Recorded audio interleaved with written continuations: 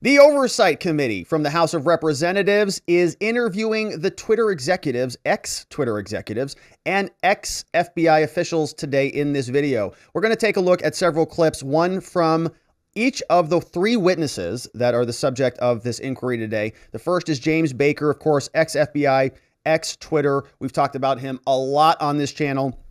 You may remember him from prior episodes called the Michael Sussman trial and others called the Twitter files. We also have Vijaya Gotti. She was an ex-Twitter head of legal. You may remember her from episodes on the Joe Rogan show when she was being interviewed across the table from Tim Pool. And we also have Yoel Roth. He was the star of the Twitter files. We've read a lot of his emails when he was sending messages back and forth, contemplating censoring Americans, oftentimes at the behest of the federal government. So those are the three witnesses. We have opening statements from Comer. Then we'll get questions from AOC, from Jim Jordan, and from Boebert. The highlights from the hearing, of course, the full hearing is very interesting. If you want to watch the full thing, you can find it on C-SPAN or on YouTube. But my question about this at the start of this hearing was, what is this going to be about? What is the subject of the hearing? What is the end game? What do they want to get out of this? If they just want a big, stupid show, I'm not interested in that. If they want to get names and contact information and emails, and they're trying to assemble a timeline and a chronology of what happened and when and who gave what to whom and how it all went down, that is what I'm interested in. And I really want to follow this back up the chain to the government, because remember, the government is the state actor here. They're the ones that put their big, disgusting boots on the necks of all of us and tell us what to do and how to do it, make us pay taxes and all sorts of other coercive things, like locking us down in our homes, severing our property rights, demanding that we inject certain things into our bodies, and other bad acts. Okay, I want to know how the government was involved. Twitter, for all their nefarious misdeeds and for all their complicity in this conspiracy, I don't enjoy what each one of these people have done, Yoel Roth, Vijaya, and Jim Baker, at all. But if they are private citizens at a private company, that's a separate story. But we ask ourselves why the government was putting the pressure on them in the first place. And so I want this hearing to be about tracing it back up to the people who are responsible so we can get some actual answers. Let's see if we can get to the bottom of it. Now, James Comer is going to give us the opening statement, and he's going to lay all this out for us. What is the jurisdiction of the committee? What are they focused on? What is the end game? What are they trying to get out of it? Let's listen. For the purpose of making an opening statement. Today's hearing is the House Oversight and Accountability Committee's first step in examining the coordination between the federal government and big tech to restrict protected speech and interfere in the democratic process. Social media platforms are increasingly the place Americans go to express their views, debate issues, and gather news and information. These platforms are the virtual town square. Yes. However, many social media, especially when you're locked down, you can't even go out to the mall. You can't even go anywhere. You're literally locked down. Your town square is online now. Platforms are under the control of people who are hostile to the fundamental American principles of free speech and expression protected in the U.S. Constitution. Now, that's a separate point. Now, we have two people who are problematic here. One is, of course, the government. As I talked about, they are the state actors who put their big, disgusting boots on the backs of all of the rest of us, including Twitter, demanding that they censor, extending the government, making Twitter a state actor. But Twitter themselves, they also, in my opinion, committed fraud, right? Their product was information and speech. They were trafficking in speech and information. FTX was trafficking in monetary currency, right? In monetary devices. Drug dealers traffic in drugs. Twitter was selling information, and they were promising all of us in their congressional hearings and elsewhere on their terms of service, on their website, on their everything they published about community guidelines. They were promising us that they didn't censor anybody. They said this was a free speech platform and that they were adhering and in alignment with the First Amendment principles. Turns out they weren't at all. They were censoring citizens based on government requests, and they were coming up with policies that adversely impacted certain groups of people. And all of that's been documented and released in the Twitter files. There's 15 of them now, and you can go look them up, right? Anybody could. Congress could. Everybody knows this. So in this case, the question is also about Twitter's fraud and their trafficking in a product that was fraudulent. And so they should be on the hook for that as well. We've witnessed big tech autocrats wield their unchecked power to suppress the speech of Americans to promote their preferred political opinions. Twitter was once one of these platforms until Elon Musk purchased the company a few months ago. Mr. Musk has pledged to end censorship that goes beyond the law. He has pledged to allow Americans' voices be heard, not quashed. In this hearing, we will examine the actions taken by Twitter prior to Mr. Musk's ownership. Good. Many of these actions were carried out by the witnesses before us today. Prior to Mr. Musk's takeover of the company, Twitter aggressively suppressed conservative elected officials, journalists, and activists. This includes shadow banning, locking accounts, and banning accounts altogether. Now, there's going to be a lot of different defenses that we hear from these witnesses, one of which will be about, well, I can't recall.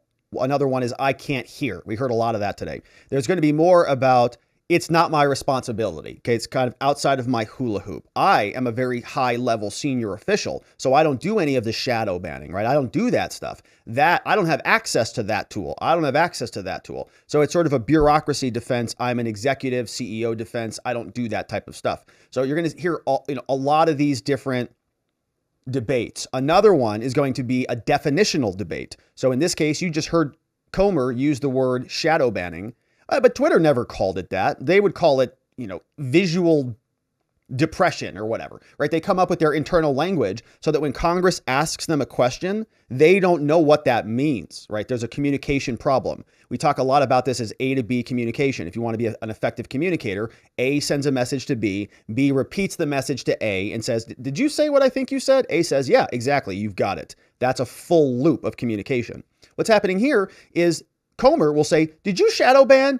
And they'll say, no, we never shadow banned, but they're off on definitions because they're not defining terms. And so it's a very frustrating proceeding because it's going to be around and around we go. In fact, Twitter's previous management team deplatformed and suppressed not just conservative voices, but anyone whose opinion strayed from what they deemed acceptable. Opinions such as that students could and should attend school in person to curb learning loss. In the past, Twitter's leadership included previous CEO Jack Dorsey, claimed the company did not limit the visibility of certain accounts and tweets known as shadow banning. He said this in front of Congress in 2018. But we now know they did, even placing such accounts on search and trend backlists. Twitter's didn't call it employees that, make right? censorship decisions on the fly, often not following the company's own publicly stated policies. It worked hand in hand with the FBI to monitor the protected speech of Americans. Elvis Chan, receiving sending millions emails. Of tax Delete this, dollars delete to do that, so. delete this. Twitter, under the leadership of our witnesses today, was a private company the federal government used to accomplish what it constitutionally cannot, limit the free exercise of speech. By outsourcing it to third parties. The government knows we can't do that. First Amendment prohibits us. But Twitter's not the government. If we put a bunch of ex-government officials over there, then they'll just act like the government because they used to work for us. And then everything will just work accordingly because we don't even actually have to own them. They'll just do what we ask because. And they're paying now, right? They paid Twitter millions of dollars also. We now know all this thanks to Elon Musk and the independent journalists who have contributed to what are known as the Twitter files. That brings us to the specific topic of today's hearing, Twitter's censorship of a news article that shed light on Joe Biden's involvement in his family's suspicious business deals. In the months leading up to the laptop story, the FBI advised senior Twitter executives to question the validity of any Hunter Biden story. Yeah. So they were persuading them. If you remember, the FBI was warning them, there could be something coming out. FBI knew about the files presumably in 2019, in December, when they picked it up. They got a warrant to go get it from John Mac Isaac Paul, the Mac store owner. So they had the hard drive. They knew it was real. And so their agents were just sort of persuading. They were dropping little hints at all the social media companies. You're not going to believe it. There's probably going to be a Russian hack or something coming up. I'm like, you're kidding me. How do you know that? Well, we don't know. We have a good inkling about it. No, we don't have any inside information. We certainly don't have a hard drive. We also know that one of the witnesses before us today participated in an Aspen Institute exercise in September 2020 on a potential hack and dump operation related to Hunter Biden. Yeah. Other big tech companies and Sitting here right reporters now. attended as well. This exercise prepared them for their future collusion to suppress and delegitimize information contained in Hunter Biden's laptop about the Biden's family business schemes. On October 14, 2020, the New York Post published its first story based on information contained in Hunter Biden's laptop story. The Post provided proof of the laptop's legitimacy by releasing a computer repair store's signed receipt for the laptop and the federal subpoena used by the FBI to retrieve it. Yeah, they got in it. 2019. They got it, right. The article revealed that a top executive at Burisma, who was paying Hunter Biden $50,000 a month, had spent time with then Vice President Biden in Washington, D.C. Throughout his presidential campaign, Joe Biden assured the American people that he had never spoken to his son about his overseas business dealing. They went on a plane together. They flew over there. The details exposed in the Post article indicate that Joe Biden lied to the American people. Immediately following the story's publication, America witnessed a coordinated campaign by social media companies, mainstream news, and the intelligence community to suppress and delegitimize the existence of Hunter Biden's laptop and its contents. That morning, Twitter and other social media companies took extraordinary steps to suppress that story. Yep. Twitter immediately removed the story and banned the New York Post account. The whole entity, the whole account got banned. Now they're going to, in their opening statements, they're going to whitewash over this whole thing. Oh, we were scared. We didn't know the Russians are coming. There's, all sorts of attacks potentially. And they're freaked out, right? But what they did was nuts in weeks before the election. Twitter also banned Don't forget that. accounts who shared the story, including White House Press Secretary Kylie McEnany, and blocked its transmission via direct message. Banned everybody. This episode marked the first time Twitter directly limited the spread of information from a mainstream news organization. Yep. And the New York Post would not get its account back for 2 weeks. Twitter would finally admit its mistake, but the damage had already been done. Of course. On October 19th, That's the 51 point. former intelligence officials published a letter that Hunter Biden's laptop was Russian disinformation, which Joe Biden used as a talking point at a presidential debate on October 22nd. That's why they published it when they published it. All of this stuff is pretextual, right? It's all being layered so that they can look back and rely upon it to defend their narrative. They are very good at this. They've been doing it since 2016. They did it with Michael Sussman. And guess who else was meeting with Michael Sussman at that time? The guy we're about to hear from, Jim Baker, who at that time used to work at the FBI. Now he's at Twitter. So he was playing both sides in both instances. But we all know now this was not Russian disinformation. No, it wasn't. Twitter knew that too. It wasn't disinformation. Twitter knew that too. I want to make sure the American people truly understand the timeline here because it's very important. Yes. The Hunter Biden laptop story was published on Wednesday. Twitter did not acknowledge a mistake for at least 24 hours. Then on Monday morning, 51 former intelligence officials published their letter. Yep. That letter was then wholeheartedly accepted by mainstream news as proof Yep. that the laptop was fake. Right. No investigation at all. Joe Biden Politico used that ran letter with to that. brush aside the few questions he received about the story. During that time, the mainstream media was more concerned about what flavor of ice cream Joe Biden had ordered. NPR said it wasn't even day. worth covering. All this happened 2 weeks before the 2020 election. Biggest 2 story weeks. ever. Biggest story ever. One survey found that 17% of Biden voters would not have voted for the Biden-Harris ticket if they had known about the Biden laptop. Yeah. But many Americans did not know about it because of a coordinated cover-up by big tech, And the the government. swamp, and mainstream news. The government too. Now mainstream media outlets have verified the laptop, but the damage has been done. Today we are joined by 3 former high-ranking employees at Twitter. Vijaya Gaddy, Twitter's former top lawyer, James Baker, Twitter's She did not like that at all. Look at her reaction when he introduces her. She gives this look at this little smile. She does one of these. It's just a technical smile. It's a technical smile like that. It's just like, you can do it right now. Probably try it at home. Just go give yourself a up. Hi, introducing Robert Govea. That's it. That's all she did. Watch it. Here. And then she rolls her eyes too. Gaddy, Twitter's There former you go. top That's lawyer, it. James Baker, Twitter's former That's a deputy technical general counsel, smile. and Yoel Roth, Twitter's former head of trust and safety. We also joined by Annika Collier-Navaroli.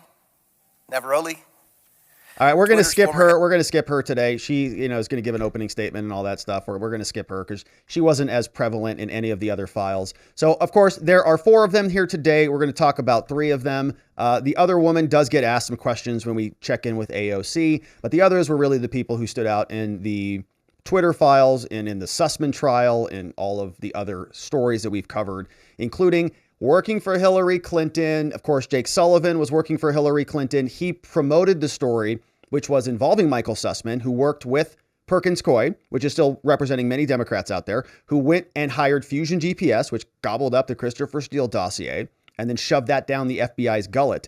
That all landed on the desk of Jim Baker, if you remember that from the Sussman trial. Sussman got put on trial for providing false information to the FBI. He was acquitted because he was in D.C. and the jurors said, well, we don't really care about, these types of things if there are guys doing the crimes.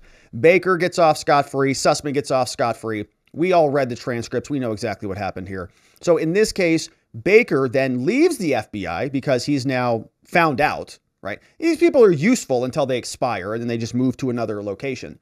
So they don't care necessarily about the consequences because they have a safe landing spot, right? Before they drop the bomb, they've got another place to go. So Baker, before he was blowing himself up at the FBI, he had a safe landing spot at Twitter, which was also essentially an extension of the FBI because they were acting as state actors and coercing them into doing their bidding. We saw all of that in the Twitter files. So we have a lot of questions from Jim Baker. Okay, we have, this is one of the most, in my opinion, problematic individuals, or this sort of caricature of a person, this avatar. I think that he is symbolic of a much bigger, deeper problem in our government. It's sort of this amorphous relationship where these agents can just sort of almost become government, and they're government employees, lifers. Baker was there at the U.S. Attorney's Office for 20 years, whatever it was.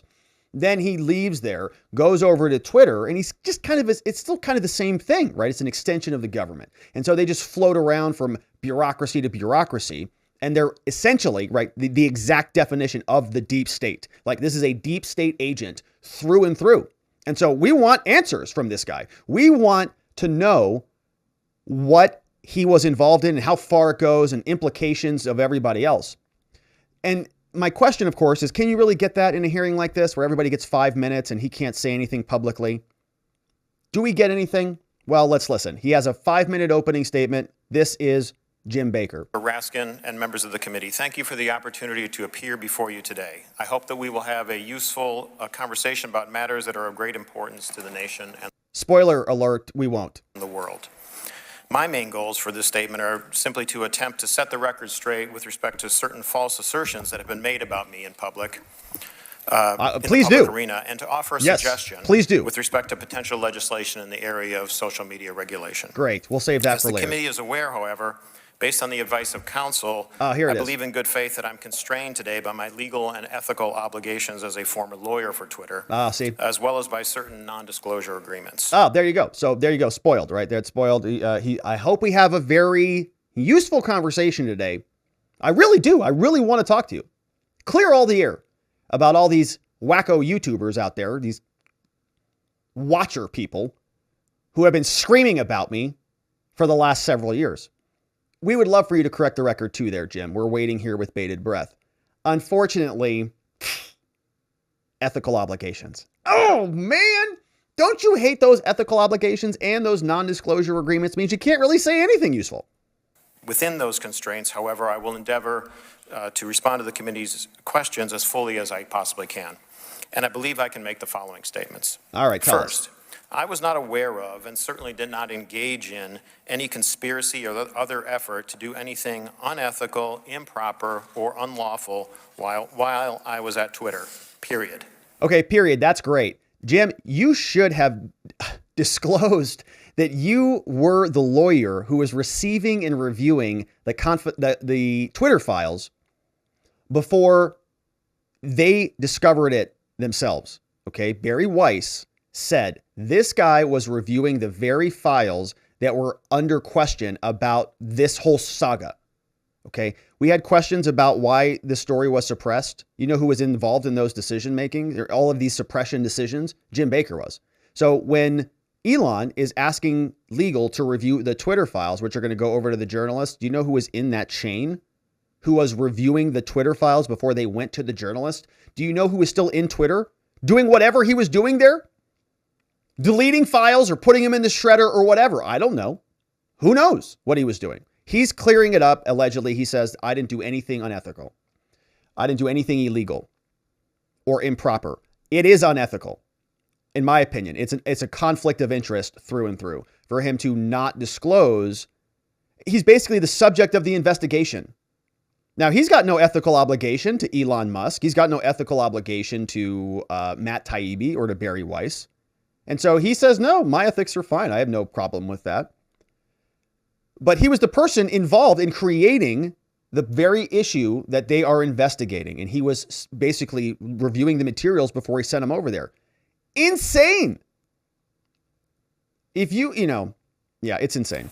I did not act unlawfully or otherwise inappropriately in any manner with respect to Hunter Biden's laptop. That's according to his standard. Now, that, many other lawyers would say that is a very, very unethical thing to do. Indeed, documents that Twitter has disclosed publicly reflect. If you were a government prosecutor, right, and they were investigating a case that you worked on, and you were in charge of delivering the files that were the subject of an investigation,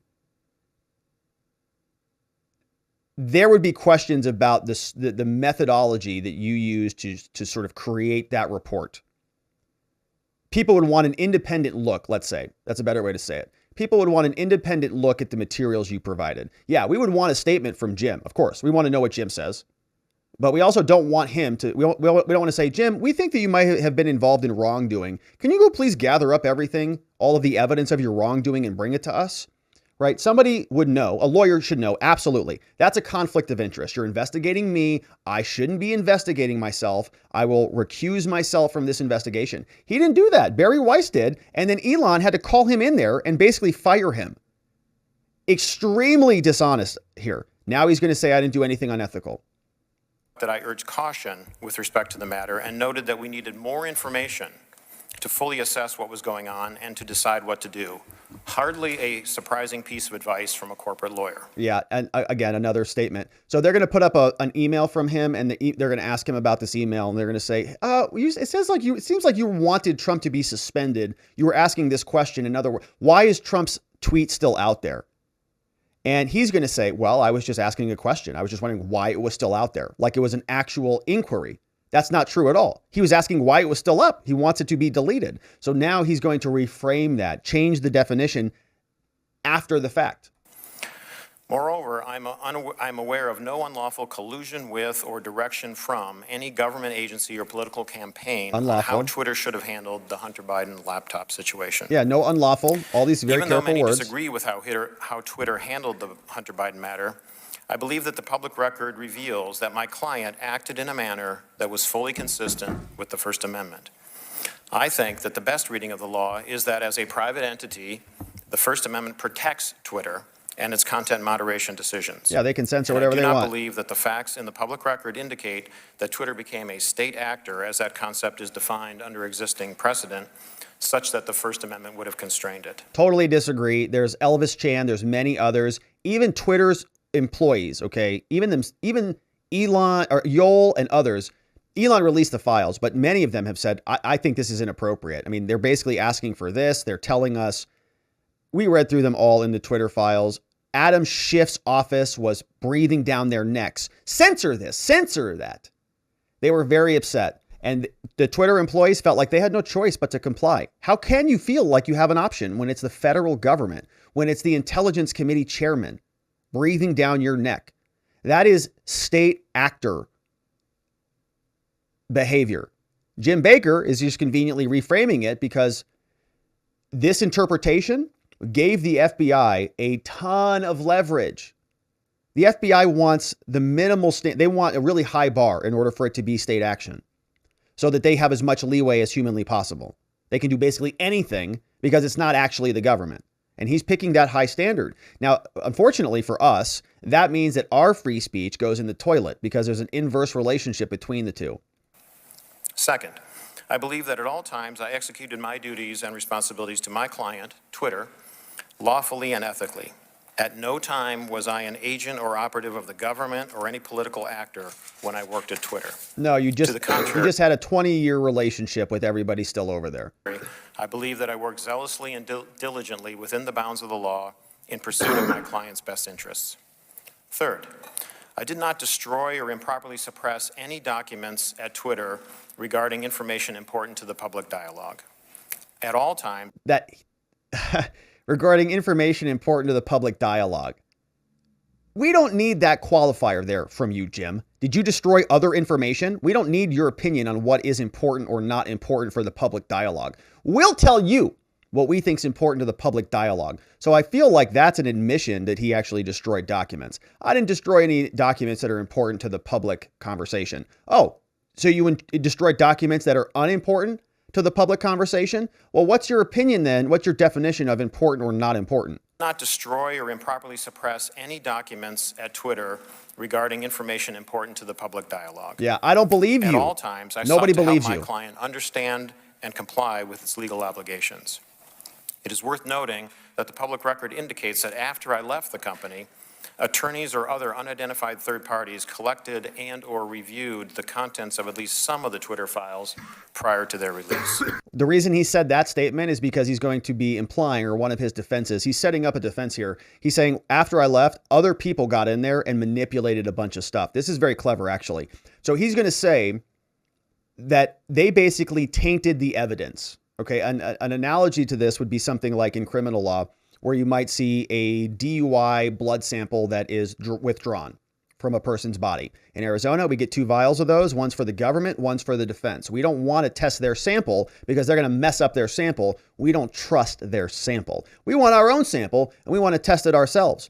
So what happened, right? What basically Jim is saying is, well, you know, somebody else tested the vial. There are all of these other journalists. Matt Taibbi's in there. Barry Weiss is in there. We've got Lee Fang in there. We've got Eric Schellenberger. All of these people have already tested this vial, and so they've contaminated it. You know, I don't even know what these emails show. I don't know what any of this stuff actually is communicating to you, Congress.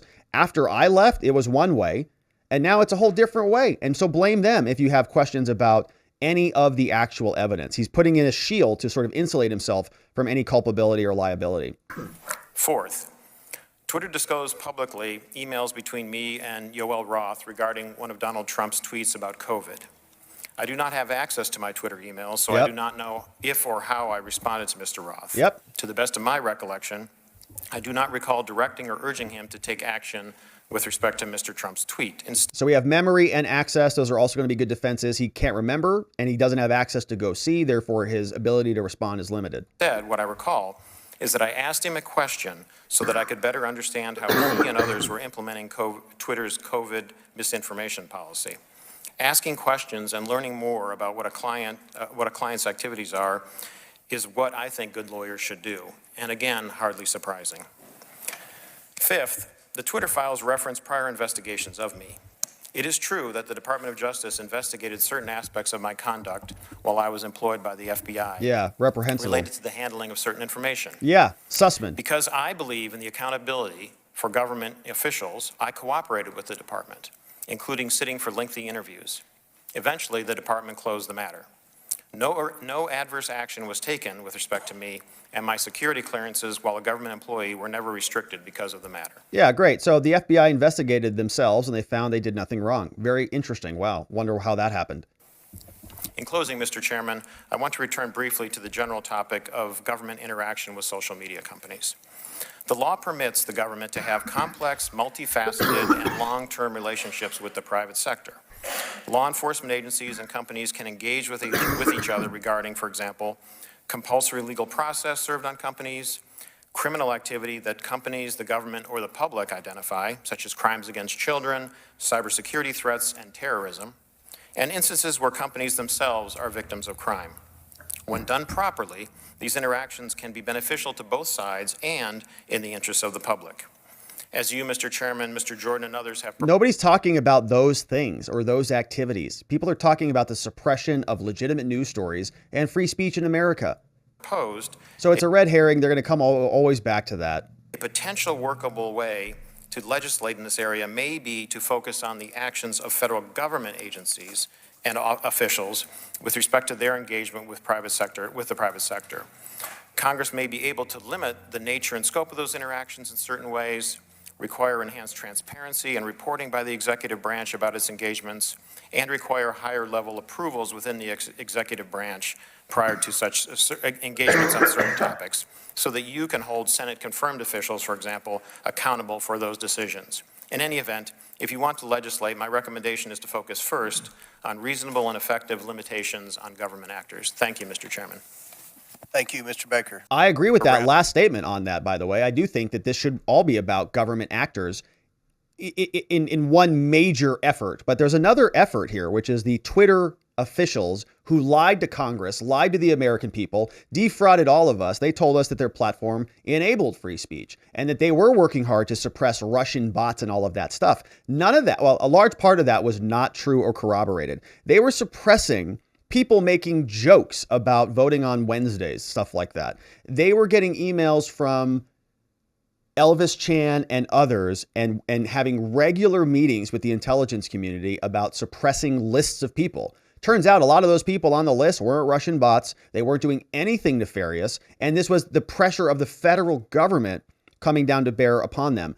But Twitter was acting, wrongly in both ways. One, they were censoring at the behest of the federal government. They shouldn't have done that. They were also lying to us about what they were doing on their platform. They were defrauding us. The product was speech, and they didn't deliver. So the person who was in charge of a lot of these decisions was Vijaya Gotti. You heard her. She was on the Joe Rogan show, and she got kind of into it with Tim Pool when he was there.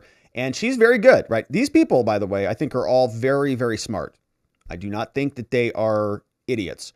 I usually think that about most of the Congress people who are doing the questioning. We'll see if that holds true. But these people are highly intelligent. I think they're highly, sophisticated in this. They have been plotting and thinking this through for literally years, right? I mean, they started thinking about this stuff after 2016. They thought, how are we going to take over social media, essentially, so that this Trump problem doesn't happen again? After 2017, it was the whole Russian narrative. They had to sort of configure these new trust and safety teams to respond to this. And so this has all been planned for a long time. They're not going to be thrown off keister here from a couple questions from some slick Congress people. So Vijaya gets up and she's going to give her opening statement. Let's see how she walks the line. Baker did an excellent job walking that line. He sort of is just, saying, he's kind of addressing everything on his face and then saying there's not much else I can talk about.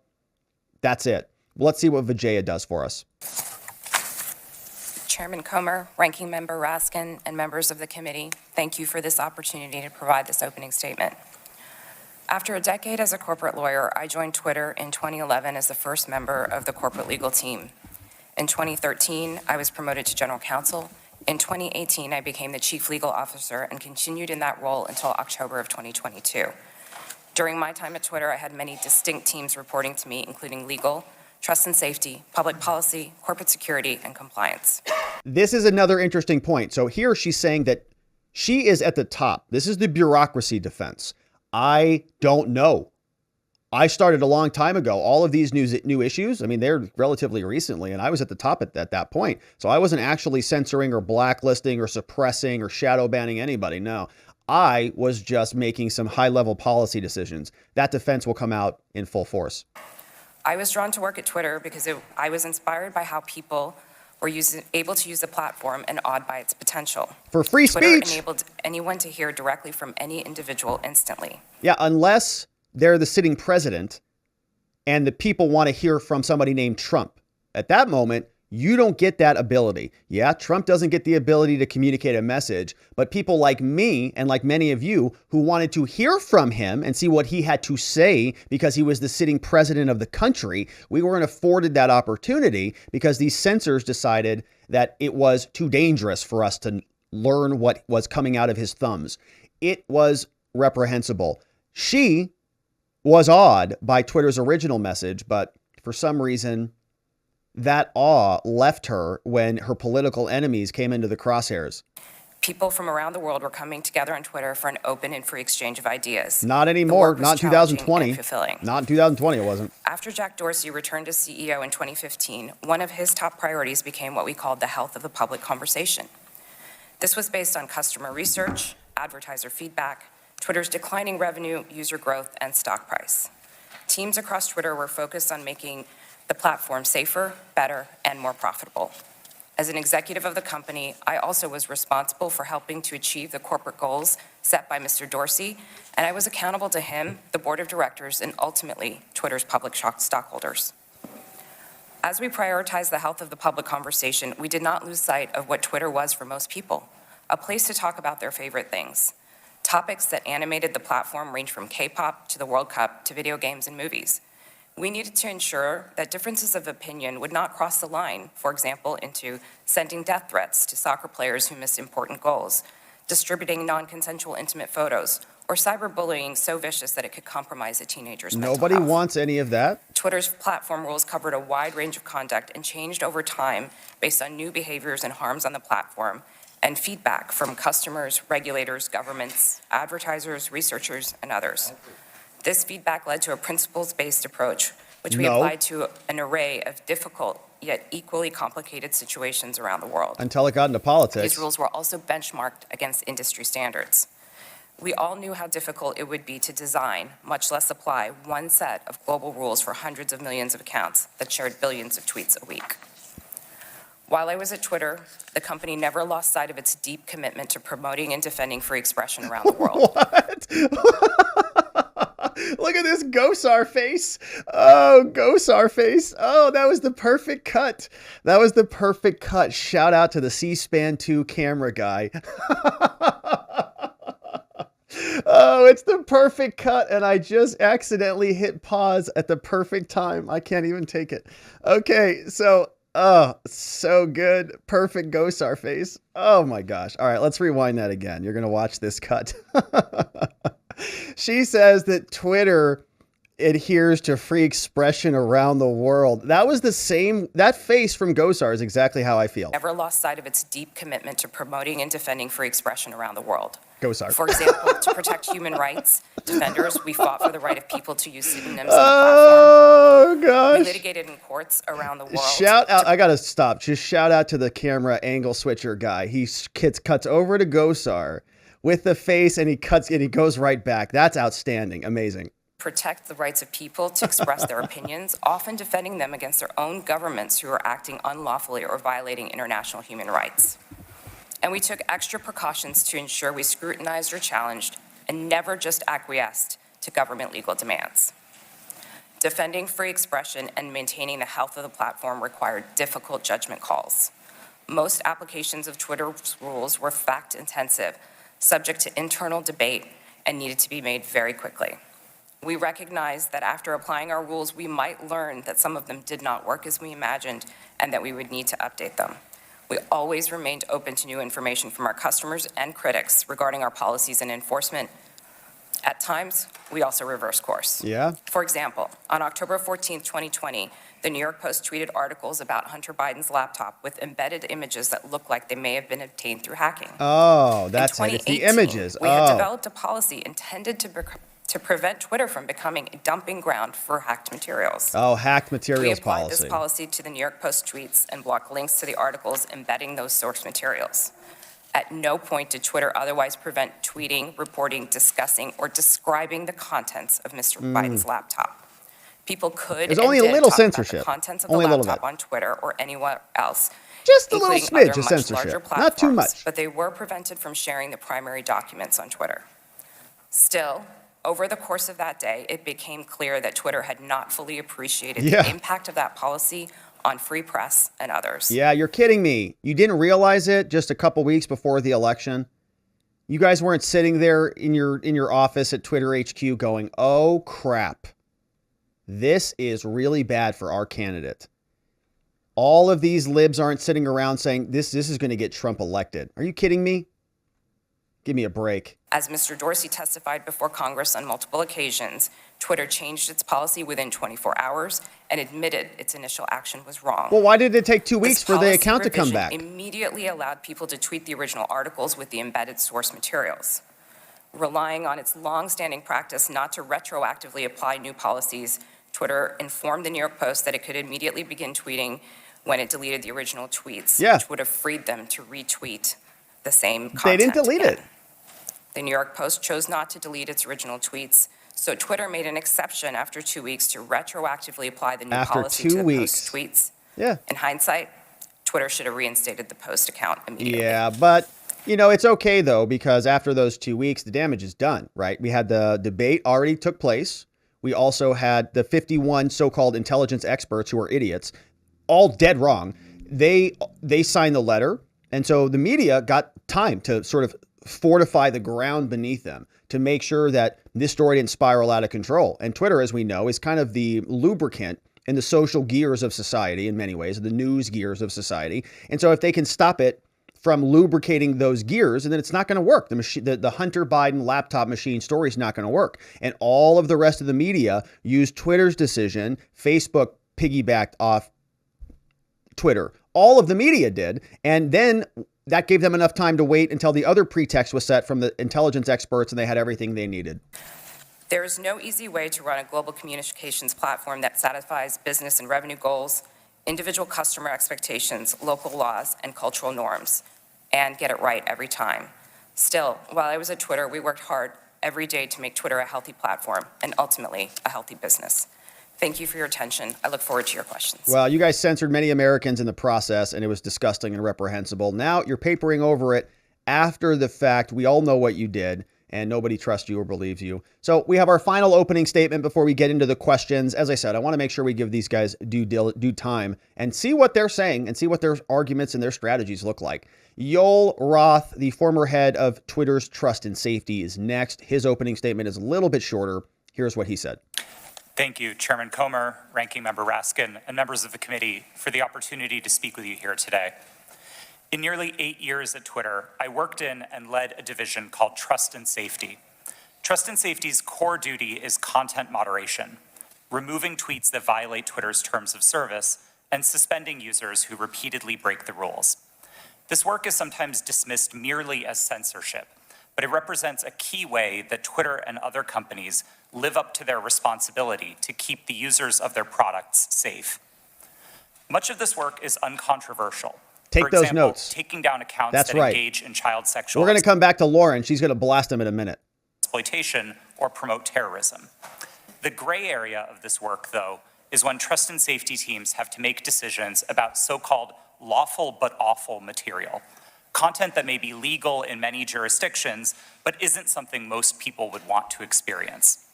Think of things like posting someone else's home address without their permission, or bullying somebody for a disability or for how they look. That's great. Is that what happened with Hunter? Is that what happened?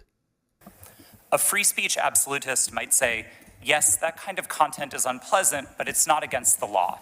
What right do you have to remove it? The answer is the need to make Twitter an appealing product for millions of people. Consistently, in its own research, Twitter found that users were unhappy with the company's approach to content moderation, and that this dissatisfaction drove people away from the service. This has consequences for what we mean by free speech on social media.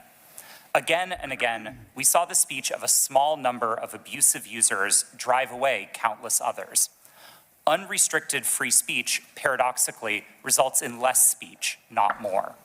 And it was our job in trust and safety to try to... So we have to censor the bad speech to get more of the good speech. That's what he just said. We have to censor more bad speech to get more good speech.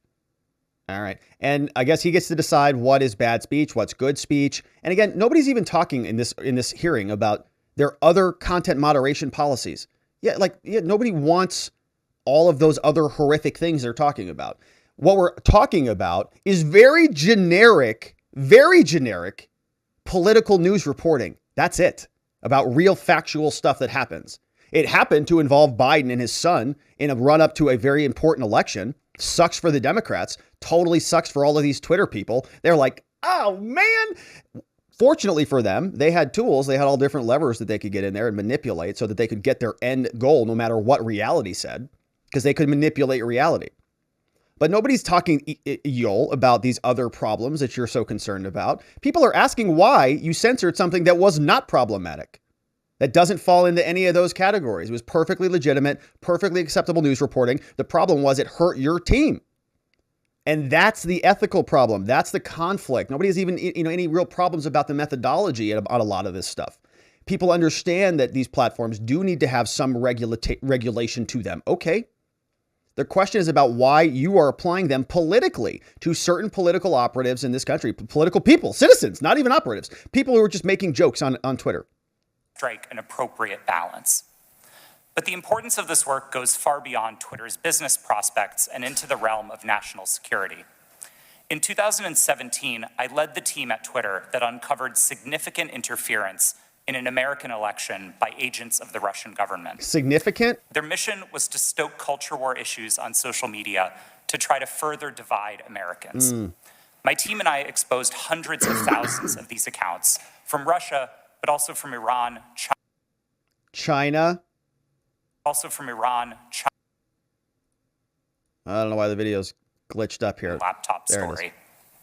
In 2020, Twitter noticed activity related to the laptop that, at first glance, bore a lot of similarities to the 2016 Russian hack and leak operation targeting the DNC.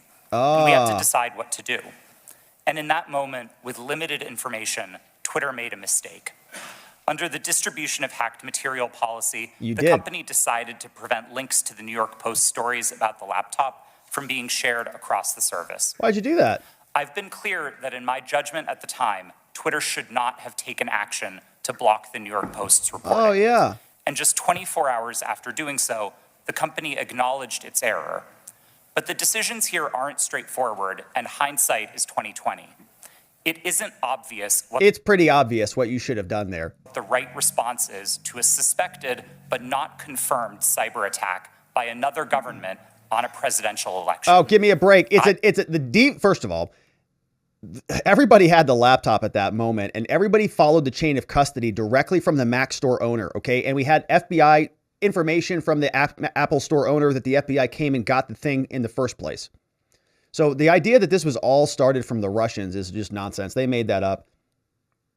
He knows they made it up. How do we know that he made it up? Because it's in his emails that we read through them in the Twitter files. I believe Twitter erred in this case. You did. Because we wanted to avoid repeating the mistakes of 2016.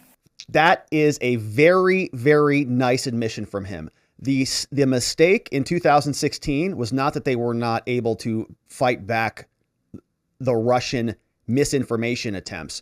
The mistake in 2016 was that Donald Trump got elected. The mistake they don't want to make again in 2020 was getting Donald Trump elected again. And this true and accurate story that was leaked, that we all knew was true, that had perfect chain of custody that we could follow back to the original source, that made sense, that was being corroborated in real time, it was suppressed.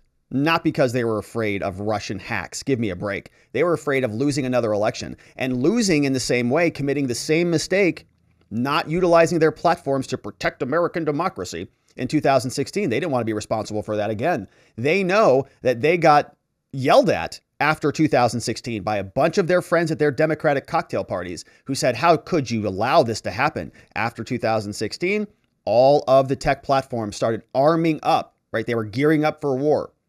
They started preparing to prevent this from happening again, and misinformation and disinformation entered the zeitgeist, and we all have been living under the strong hand of censorship ever since. And so the basic job of trust and safety is to try to strike this balance between the harms of restricting too much speech and the dangers of doing too little. I'll be the first to admit that we didn't always get it right. Yeah. Even rare mistakes add up when you're carrying out content moderation at the scale of hundreds of millions of unique posts per day. Look, nobody believes it was an innocent mistake. If it was an innocent mistake, we could all give them a pass on it. This was a coordinated hit. They knew exactly what they were doing. They had a fake because they had a justification that they could trot out in front of us and say, oh, it's 2016 all over again. We were scared. We were listening to the FBI. They knew what they were doing. While I was head of trust and safety at Twitter, I strove to do this work with impartiality and with a commitment to the fair enforcement of Twitter's written rules.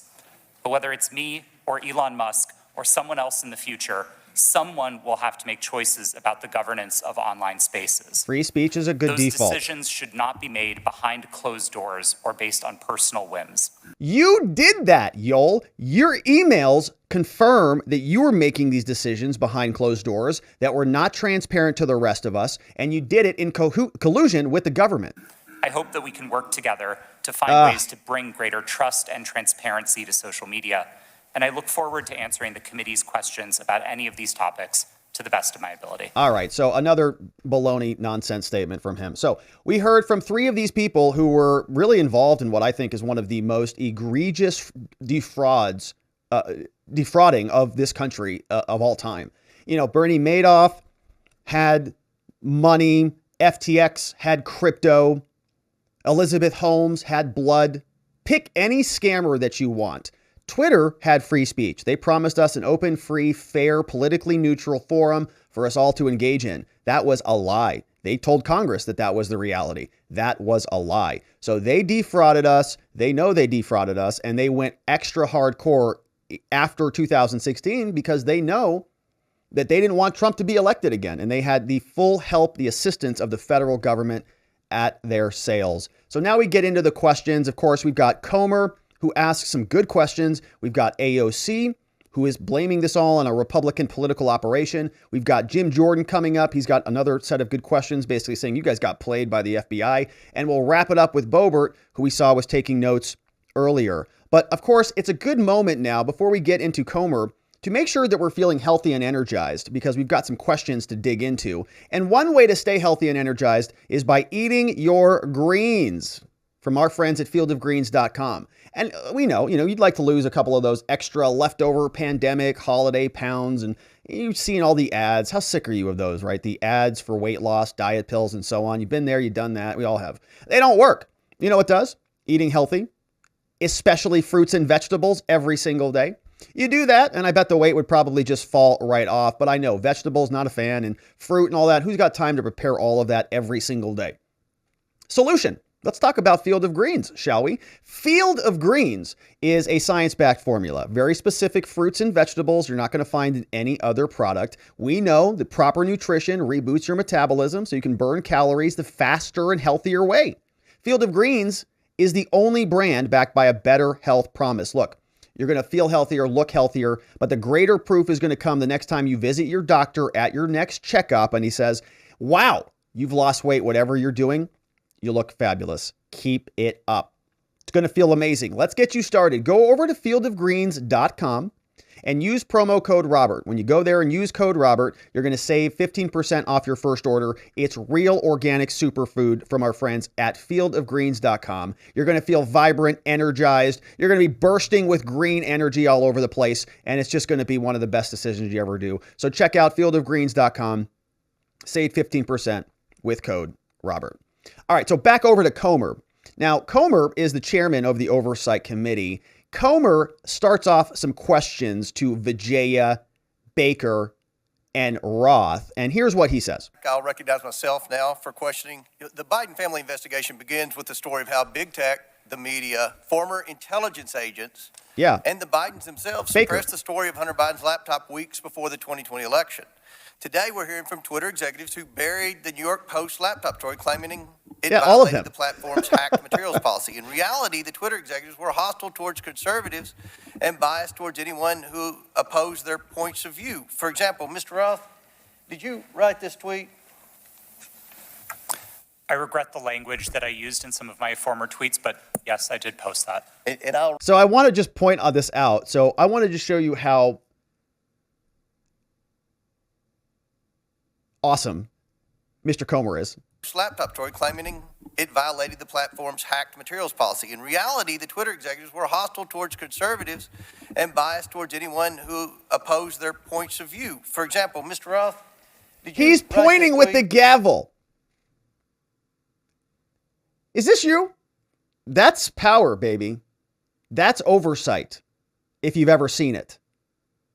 He's picking up that gavel and he's saying, hey, buddy boy, you know who's in charge over here, huh? Did you write this tweet? That one right there. You right I there? regret the language that I used in some of my former tweets, but yes, I did post that. And I'll read the tweet so it's in the record. Yes, that person in the pink hat is clearly a bigger threat to your brand of feminism than actual Nazis in the White House.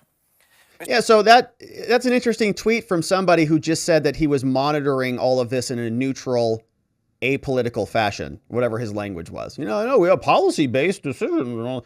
He says there are actual Nazis in the White House, referring to Trump. Troth, do you think all conservatives are Nazis? Certainly not, sir. Huh, well, why'd you say that? What about the hundreds of people who worked in the Trump administration? Certainly not. Okay, well, what people in the White House did you think were Nazis? Follow-up question. Did Ms. Gaddy or any other lawyer at Twitter ever tell you to take down that tweet? No, Twitter did not have a practice of restricting employees sharing their personal viewpoints on the service. Why didn't he ask him, who are you referring to in that tweet? Who specifically? Okay. Turning back to the laptop, Ms. Gaddy, are you aware that Hunter Biden's lawyers, as recently as last week, wrote the Department of Justice about Hunter Biden's laptop? I've seen some articles about that. Yes, they did. And it appears that Hunter Biden's attorney is admitting that the laptop and emails on it are authentic. So, Ms. Gaddy, on October 14, 2020, did Hunter Biden report to Twitter that he was the victim of a hack? No, I don't believe he did. So Hunter didn't report it, so he's not the victim, right? A victim of a crime would report the crime, and then you would say, oh, well, okay, well, he's reporting this, I got hacked, and so maybe it was actually hacked materials. But he didn't report anything? Ms. Gaddy, when the New York Post initially broke the story about the laptop, did you call Hunter Biden's lawyer to ask if it was authentic? No, I did not. Isn't it correct that the Biden campaign had contact with Twitter in the run-up to the 2020 election? Not to my knowledge. And you're telling this committee that you didn't ask any Biden representative if the laptop was real or for Hunter Biden's attorney's phone number to confirm its authenticity? We did not speak to anybody related to that. Yeah, so they just made the decision of their own accord. They didn't have anybody complaining about it. They just said, damn, this story is bad for us, so we better just censor it right now. And they didn't even try to corroborate or investigate it at all. Mr. Baker, are you aware that the FBI had Hunter Biden's laptop since December of 2019? I'm sorry, am I aware of that now? Well, were you aware then? Then, no, I don't believe, sir, that to the best of my recollection, I don't think I knew But that. you're aware now. I've heard that now, yes. Mr. Baker, did you call any of your contacts at the FBI to ask whether or not they knew if the material had been hacked? I don't recall contacting them about that on that day. Okay, so on that day, what about any other days? Did they contact you? Did you contact them? Did they contact you? Who else were you having conversations with at the FBI? Mr. Roth, Ms. Gaddy, and Mr. Baker, it appears to me that you failed at your jobs. You were entrusted with the highest level of power at Twitter, but when you were faced with the New York Post story, instead of allowing people to judge the information for themselves, yeah, like you rushed free to speech. find a reason why the American people shouldn't see it. Because they didn't want you to see it. In a matter of hours, you were deciding on the truth of a story that spans years and dozens of complex international transactions. You did this because you were terrified of Joe Biden not winning the election in 2020. That's what it appeared. Yeah, it's true. I can assure you this committee will succeed in holding the Bidens accountable. So much of I hope so. evidence of wrongdoing from this family is located in that hard drive that you all Buried. led the American people Censored. to believe was Russian disinformation, when in fact it was not. Now, I agree with Mr. Baker's opening statement. The concern for me is the level of involvement the FBI had with not just Twitter, but all of our social media platform companies. Right. Government actors. And I think it kind of goes in the opposite direction of where my friend, the ranking member, was trying to take this in his opening statement. This is something this committee should be concerned about. It's a free speech The issue. government doesn't have any role in suppressing speech. And that's something the media should be very concerned about. What if there's a conservative president that somehow cleans out our FBI and they put in conservatives Yeah. to suppress liberal speech? Yeah. And that's going to happen. That's something that should never happen. It is going to happen. Yeah, it shouldn't happen in America. It's disgusting that it is going to happen, but it is going to happen because if the Republicans don't do that, then they're going to go bye-bye, like they're going to die, right? This is the new blood sport in America, is we use every single tool we can to gain political advantage over our political opponents. And so the Republicans have to do it. They have to get in there and regain control over a lot of these institutions, or else they're going to continue to lose. And they don't want to do that. So there will be a response. The pendulum swings both ways. For every action, there's an equal and opposite reaction. The Democrats have commandeered a bunch of these institutions and weaponize them and turn them political. The Republicans are going to do the same thing too, or else they're going to lose everything, because it's hard to win when every other institution in the country has been weaponized against your political party. So they're fighting for their political life right now. I believe that with Comer and Jim Jordan and McCarthy, they know that. And this is their last shot to sort of make this change. So we have another clip here from AOC, of course. She is a Democrat, so she's going to be playing patty cake with them and ripping the Republicans. Of course, always a lot of fun. Let's listen. Appreciate also your generosity. I just want to start off right here at the top here. All right, this isn't even my line of questioning, but I'd like to submit to the record a Washington Post article now warning about Hunter Biden laptop disinformation. The guy. Okay, now warning about Hunter, the guy who leaked it. All right, so we don't know when that article is from. Who leaked it. Here's the deal. Before I even get into my questions, I think that the story here with the Washington Post reporting is that what they're saying right here, when the New York Post first reported in October 2020 that it had obtained contents of a laptop computer allegedly owned by Joe Biden's son Hunter, there was an immediate roadblock faced by other news outlets that hoped to corroborate reporting, as many did. The newspaper wasn't sharing what it obtained. New York Post had this alleged information and was trying to publish it without any corroboration, without any backup information. They don't have to do that. They were trying to publish it to Twitter. They don't have to do that. Let them, and now they were upset. Yeah, they don't have to corroborate everything. They don't need to run it by a group of fact checkers, AOC. They don't need to fax a copy to your office and ask you if you approve your stamp of approval on this document. How many times does the New York Times publish a story that they don't release their sources about? How many times has the Washington Post, the same magazine, tabloid that she's referencing here, how many times do they publish something with anonymous sources that's not corroborated? And how many times have they been censored when one of their stories is very useful for a political team during the 3 weeks before an election? Never, right? Because it's insane. But they did that with this story. Nobody asks the New York Times to send a memo over to the Washington Post and CNN and MSNBC and get everybody to give a thumbs up on this. That's a prior restraint, man. You don't get to censor people before the story's published. It goes out into the public and we debate it there. If the left wanted to fight back against it and call it Russian disinformation, they could have done that on Twitter. They could have, the Washington Post journos and the opinion columnist over there, they could have written a counter to this story from the New York Post and said, those guys are idiots. It's the NY Post. What do they know? Those 50 so-called intelligence people could have still written that letter. That's the point of publishing stuff, is you get to dialogue about it. But she doesn't want that. She wants everybody to fact check things and I guess send a copy to her. I believe that political operatives who sought to inject explosive disinformation with the Washington Post. How is it disinformation? It's all literally true. It's actually his hard drive. He just turned it. He just proved it. He admitted it as he sent letters over to the DOJ. Couldn't get away with it. And now they're livid. And they want the ability to do it again. We are livid that you censored a legitimate story in a legitimate news article. They want the ability to inject this again. So they've Truth? dragged a social media platform here in Congress. They're weaponizing the use of this committee. Yes, we want to inject truth into the conversation, into the narrative. Yes, we are so evil. So that they can do it again. A whole hearing about a 24-hour hiccup in a right-wing political She's shaking operation. mad. That is why we are here right now. And it's just an abuse of public resources, an abuse of public time. We could be talking about healthcare. We could be talking about bringing down the cost of prescription drugs. We could be talking about abortion rights, abortion, civil rights, anything else, green energy, whatever else she wants to talk about. Free speech is at the bottom of the totem pole for old AOC. And now she's a fiscal conservative also, by the way. She wants to make sure it's an efficient use of government time. Did she hear what went on with the J6 committee just a couple months ago?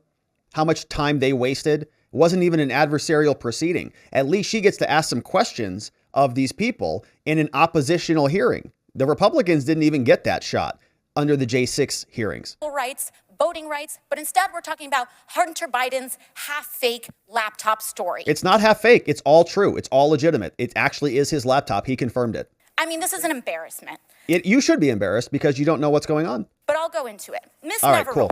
let's talk about something real. All right, let's do it. I'd like to show you a tweet posted by former President Trump about my colleagues and I on July 14th, 2019. It says in part, quote, "Why don't they go back and help fix the totally broken and crime-infested places from which they came? Then come back and show us how it's done. These places need your help badly. You can't leave fast enough. I'm sure that Nancy Pelosi would be very happy as quickly to work out free travel arrangements."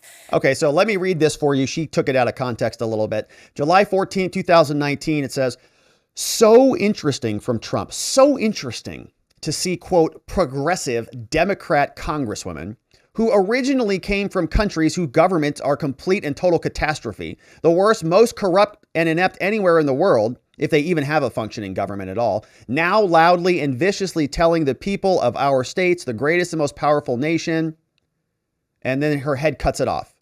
And so this is the phrase that she's saying is problematic. So she says, Trump says, why don't they come back where why don't something and they help fix the totally broken system? Okay, so that's the full tweet. Then come back and do on so-so. The rest of it says, "I'm sorry, something so quickly." All right, so that's the specific language. She's going to ask about that language. And apparently this was in violation of the terms of service of Twitter. Why don't they come back and fix the totally broken something, right? So that's what she's talking. It took me a minute to understand what she was even referencing here, because I thought that this was going to be, medical misinformation or, a violent threat or something. But that was apparently the language that was in violation of the Twitter terms of service. A day or two after that, Donald Trump publicly incited, violence at a rally, targeting 4 congresswomen, including myself, saying, "Go back to where you came from." Ms. Navarrete, as I understand it, you were the most senior member of Twitter's content moderation team, or a senior member of Twitter's content moderation team. Wait, where is AOC from? Where is she from? Wasn't she born in like Brooklyn?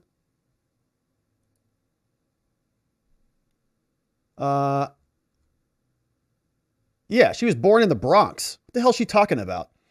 She was born in the Bronx in 1989. Ocasio-Cortez was born in New York City borough of the Bronx on October 13th, 1989. She's the daughter of Ocasio-Roman and somebody else, younger brother. Her father was also born in the Bronx. Her mother was born in Puerto Rico. All right. So what is she talking about? Go back to the country where she came from? That's what Trump is referencing. Who originally came from countries whose governments are a complete and total catastrophe. She's from New York. So why does she think that this even involves her? Doesn't involve her at all. She's from New York, not from another foreign country. So he's not even talking to her. He's not telling her to go back where they came from. She's from New York. Go back to New York and fix New York, I guess. When this was posted. As part of your responsibilities, did you review this tweet? Yes, it was my team's responsibility to review these tweets. And what did you conclude? My team, Ray, made the recommendation that for the first time, we find Donald Trump in violation of Twitter's policies and use the public interest interstitial. For the first time? Yes. And at the time, Twitter's policy included a specific example when it came to banned abuse against immigrants, as they specifically included the phrase, "go back to your country," or go back to where you came from, correct? Yes, That's that was the specifically language. included in the content moderation guidance as an example. Okay, so the guidance said you can't be, abusive to immigrants. One of the examples of something that was abusive to immigrants was go back where you came from. And apparently that was what Trump violated. So they added an interstitial. Okay, they added that little exclamation box, COVID warning or whatever. And then they changed the policy after the fact, and they removed that example because I guess that example can be used in a whole bunch of different contexts. brought this up to the Vice President of Trust and Safety, Del Harvey, correct? I did, yes. And she overrode your assessment, didn't she? Yes, she did. And something interesting happened after she overrode your assessment. A day or two later, Twitter seemed to have changed their policies, didn't they? Yes, that trope, go back to where you came from, was removed from the content moderation guidance as an example. So Twitter changed their own policy after the president violated it in order to potentially accommodate his tweet? Yes. Thank you. So much for bias against right wing on Twitter.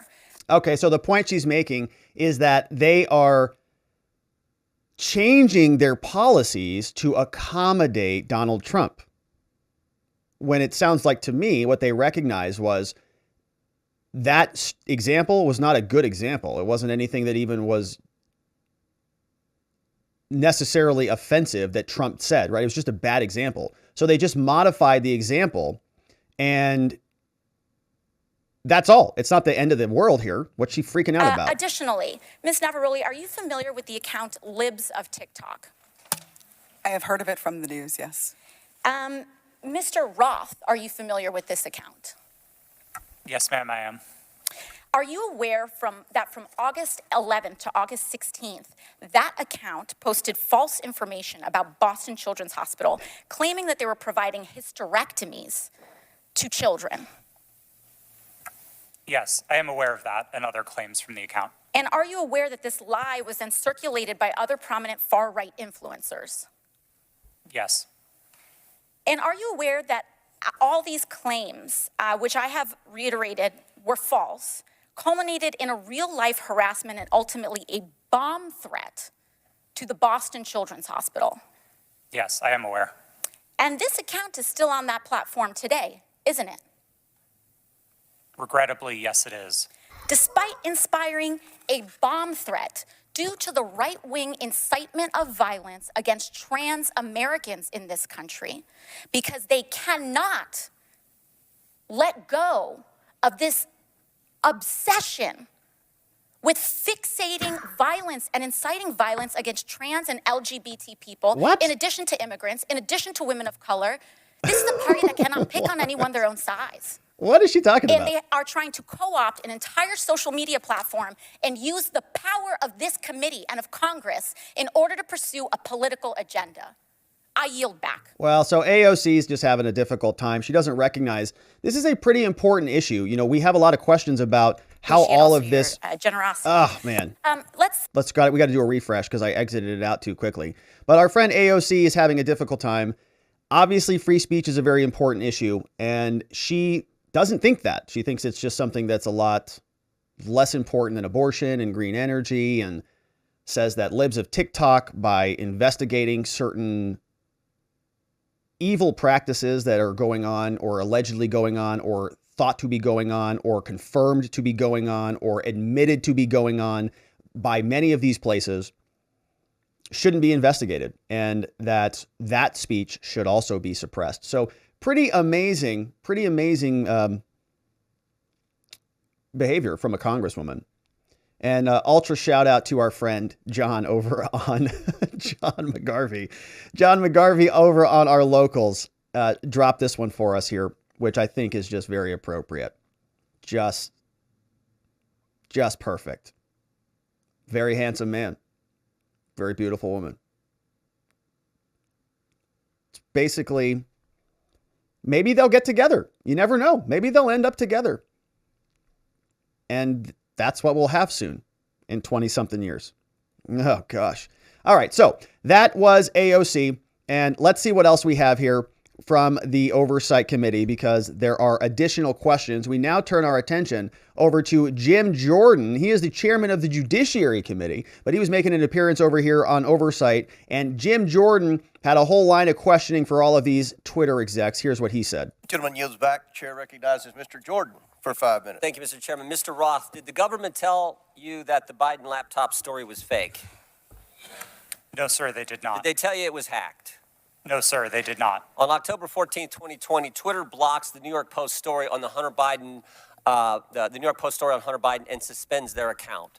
The night before, FBI Special Agent Elvis Chan sends you an email. The email says this: heads up, I will be sending a teleporter link for you to download 10 documents. It's not spam. Please confirm receipt when you get it. 2 minutes later, 6:24 p.m., you respond back, received and downloaded, thanks. What were those 10 documents? Twitter didn't give me access to my laptop, but Special Agent Chan has said publicly, and the FBI has confirmed that those documents did not relate to Hunter Biden, and that's my recollection of them. What did they relate to? My interactions with Agent Chan and with the FBI almost entirely focused on what the FBI called malign foreign interference, things like Russian troll farms and Iranian involvement in the elections. And election jokes, people who were making jokes, they also got looped into those tweets as well, because those are very dangerous. Not on any type of domestic activity. Any of the information on there classified? No, sir, I do not hold a security clearance, and so I would not have received any classified information. Who does hold a security clearance? I'm just going to a second email here. I'm just curious about this. What I propose is that 30 days out from the election, this is another email to you from Mr. Chan. 30 days, we get temporary clearances. You pick who they are. Who were the people at Twitter who had a security clearance? To be honest, sir, I'm not sure, and we never ultimately followed through on this plan to get temporary clearances. Did anyone at Twitter have a security clearance?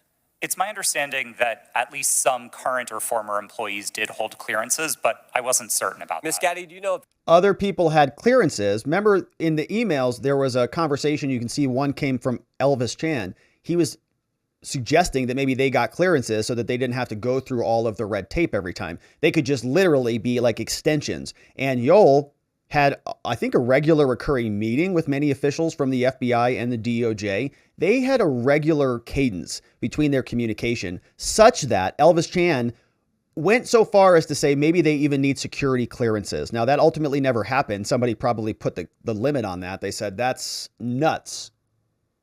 But others got it. If anyone took up Mr. Chan's offer to hand out security clearances 30 days before the 2020 election? Not that I'm aware. So we don't know how many people had security clearances? No. Twitter, do we know? Mr. She doesn't Baker, know. Mr. Gaddy, Ms. Gaddy, anyone know how many people at Twitter had a security clearance in the 30 days prior to the election? I don't know the answer to that question, Ms. sir. Gaddy? I do not know. Outside of Mr. scope. Roth, you don't know? No, sir. Well, how about the last one? Ms. Navaroli, do you Who know? would know? No. I mean, Who would know? Who was in charge of those decisions? Somebody give me a name. It seemed like the offer was to sort of just hand them out like candy. I just wondered who had them.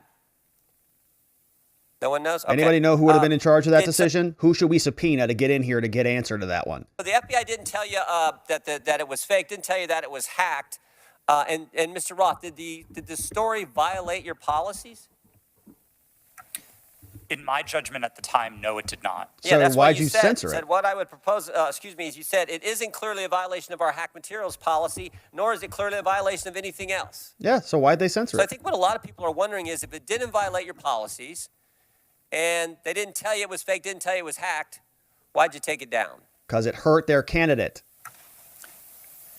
The company made a decision that found that it did violate the policy. Yeah. It wasn't my personal judgment at the time that it did, but the decision was communicated to me by my direct supervisor, and ultimately, I didn't disagree with it enough to object to You know what I think happened, Mr. Roth? I think you guys got played. True. I think you guys wanted to take it deep down. We saw what the chairman put up. Actually, it's not exactly true. They were also playing Jim. They weren't just innocent victims on the receiving end of this. They were thrilled to be able to censor this. They were looking for any justification they could find. The FBI gave them one. The FBI was playing them, but they were playing along. Where you said, everyone in the White House is a fascist. I think you guys wanted it to be taken down. Yeah, they did. You meet with these guys every week. We know that's been established in the Twitter files. You had weekly meetings with Mr. Chan and the run. And they were playing us too. They were promising us this was all a free, open, fair forum for us to engage in. Up to the election, they send you all kinds of emails. They send you documents on the super secret James Bond teleporter. You get information on that. I think you guys wanted to take it down. I think you guys got played by the FBI. 100%. And that's the scary part.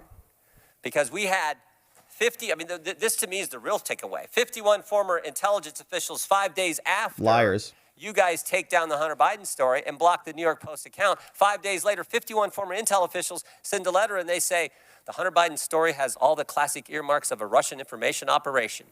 Totally The fake. information operation was run on you guys. And then by extension, run on the American people. Yeah, they were and that's complicit the in it. concern. And to Mr. Raskin's point that you guys aren't bound by the First Amendment because you're a private company, okay, maybe so, but your terms of service don't have to comply with the First Amendment. Would that be right, Mr. Roth? They don't have to. No, they don't. You've said that as much in your testimony. No, they don't. My understanding of the First Amendment is that it protects people and businesses from government, not... Understand what I'm in your terms of service. So here's what I want to know. Here's what I want to know. Is this a violation of the First Amendment when the government, Mr. Chan, again, sending you an email saying, we think these accounts need to be looked at because they violate your terms of service? That's a different standard. So you got the government saying your terms of service, which don't have to comply with the First Amendment, but the government saying we don't think these accounts comply with your terms of service, please take them down. You see a problem there, Mr. Roth? Yeah, the government doesn't want to use their standard. They don't want to use their free speech standard, so they outsource it to Twitter. And Twitter Mr. Chairman, I'm complies. seeing a flashing red light. I'm happy to answer the question. Answer it. Do I think that that's a valuable use of the FBI's time? No. No. But I don't see in a request for review a problem under the First Amendment. No. Yeah, I sure do. I think. Yeah, they don't have any problems with that. No, because Sure. it's useful for them. They wanted to censor their political opponents. They wanted that story gone. So, yeah, really, First Amendment be damned, man. They are the First Amendment. They get to control what is legal and illegal now in America. They're very excited about that newfound power. So our final clip on the Oversight Committee is from Lauren Boebert. Lauren goes after each one of these Twitter executives. Let's listen. Mr. Matt Taibbi, a respected reporter who published much of the Twitter files, said, quote, Twitter's contact with FBI was constant and pervasive, as if it were a subsidiary. Yes. Now, I want to better understand They were. why he would suggest that. Because they were. Mr. Roth, while at Twitter, how many meetings did you have with the FBI? Can't remember too many. I couldn't say for sure, but I would More say than 10? That's a More reasonable than 20? estimate. I couldn't say for sure. Okay. More than 50? That seems a bit high. Many meetings with the FBI. Okay, so once a week for how long? Or once a month? Once every 2 weeks? So you've got 20 to 50. 50 would be, let's say, every 2 weeks. That would be about 2 years. Yeah, that might be, that's probably, I'd like to know what that number is. I don't think 50 is high. FBI. Well, we know how many FBI agents worked at Twitter while you were there? I don't believe any active FBI Former agents. FBI agents. How many worked there while you were there? Former. I'm aware of perhaps 2. Baker well, we know and somebody of at least else? 9, because they started the BU group chat, BU for Bureau. Now, Mr. Roth, did the FBI ever read that ask in you the to share files. information like users' communication data without going through proper legal channels? No, they did not, and I would have refused if they had. That's correct. I see that you denied Agent Chan's request for access to Twitter's data feed. What's sick isn't that you would deny it. It's that the FBI would even ask you for the private data of American citizens without going through legal channels of the law. It's disgusting. They know better than that. They know they have constitutional prohibitions against any of that, but they outsource the actions. Now, I want to remind you, Mr. Roth, that you are under oath. Did the FBI ever ask you to do anything that was illegal or questionably legal? I'm not a lawyer, but certainly not to the best of my recollection or knowledge. Now, He's not from going the to hearing admit to any that criminality. I've been a part of today, it's almost impossible to tell where the FBI ends and where Twitter begins. We have Mr. Baker here, a former FBI agent, and there seems to be a revolving door between the FBI and Twitter itself. Even Mr. Baker said that there was no collusion with the federal government and Twitter. But Mr. Baker, that's you. You are the collusion between the federal government and the FBI. Yeah. Now, this is such a problem because we're seeing censorship all over. Mr. Roth, Ms. Gaddy, did either of you approve the shadow banning of my account at Lauren Boebert? Ooh. Yes or no? No, I did not. Not to the best of my recollection. Who Well, let me did? refresh your memory, because on March 12th, 2021, and Mr. Roth, I know you looked at it because Fascist Twitter 1.0 had a public interest exceptions policy, which means for members of Congress to be shadow banned, it had to go before you, Mr. Roth. Oh. So I'll ask again, did you shadow ban my account? Yes or no? Oh. Again, not to the best of my recollection. So Yes, the you answer did, is, buddy. Mr. Roth, yes, you did. I Yes, found you out did. last night from Twitter staff that you suppressed my account for this tweet. It's a freaking joke about Hillary Clinton being angry that she couldn't rig her election. It's a joke. But in response, being the sinister overlords that you all are, you placed a 90-day account filter so I could not be found. And now we see here that Twitter staff said the visibility filter on my account excluded me from top searches, prevented notifications for non-followers, and much more. This is considered an aggressive visibility filter. You silenced members of Congress from communicating with their constituents. You silenced me from communicating with the American people over a freaking joke. Now, who the hell do you think that you are? Election interference? Yeah, I would say that that was taking place because of you four sitting here. The Hunter Biden laptop story was suppressed. A sitting member of Congress was suppressed. A sitting president was banned from Twitter. You know, I bet that Putin is sitting in the Kremlin wishing he had as much election interference as you four here today. We've heard about threats to democracy. Well, what about shutting down a duly elected member of Congress? This is fundamental to our nation's governance, and you all attacked that very foundation. 230 protections?